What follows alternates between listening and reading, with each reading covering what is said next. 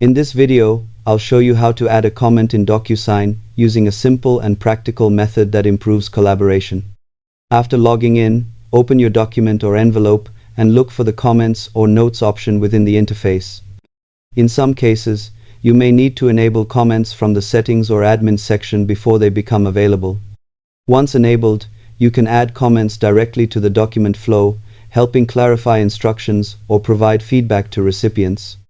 Docusign makes this feature accessible, but availability can depend on your account type or permissions, so not all users may see it by default. It's important to keep comments clear and relevant to avoid confusion during signing. You can also use comments to track discussions or highlight specific sections.